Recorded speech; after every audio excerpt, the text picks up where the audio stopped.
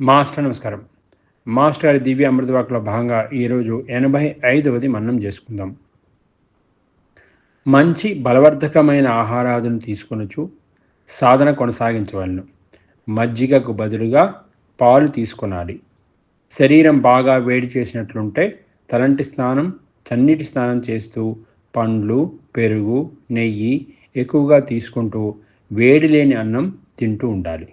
Master నమస్కారం. Master గారు మనకి సంఘంలో ప్రవర్తించాల్సిన నియమాలు లాగా ఆహార నియమాదులు కూడా చక్కగా ఆయన విశ్లేషించి మనకు చెప్పారు. మనం యోగం చేసుకున్నప్పుడు ఆ యోగ శక్తి వలన మనలో ఉన్న ఫిజికల్ బాడీ కొంచెం విపరీతమైన వేడికి లోనవుతుంది. ఆ వేడిగా ఉన్నప్పుడు బాడీ చక్కగా తలంటి స్నానం చేసుకొని, చన్నీటి స్నానం చేసుకొని, బలవర్ధకమైన ఆహారం ఎప్పుడైతే బ్రహ్మీ శక్తి మనలోకి ప్రవేశిస్తుందో అప్పుడు మనకి దాన్ని తట్టుకునే ఫిజికల్ బాడీకి ఆ తట్టుకునే శక్తి కావాలి. ఆ శక్తి మనకి పాంచభౌతిక శరీరంలో మనం తినే ఆహారాదుల వల్లనే లభిస్తుంది.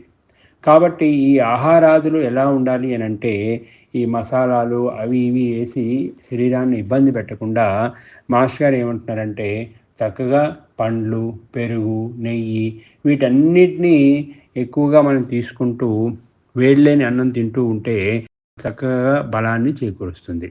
అలానే మజ్జిగ బదులుగా పాలు తీసుకుంటే పాలలో ఉన్న పోషకాలు మనకి చక్కగా శరీరానికి అందించి మన శరీరం అంతా కూడా ఆ శక్తిని తట్టుకునే యొక్క స్టేజ్కి వెళ్తుంది. ఆహారాదుల్ని నియమ ప్రకారం తీసుకుంటూ చక్కగా మాస్టర్ గారు ఖాళీ కడుపుతో మనల్ని యోగం చేసుకోమని చెప్పలేదు.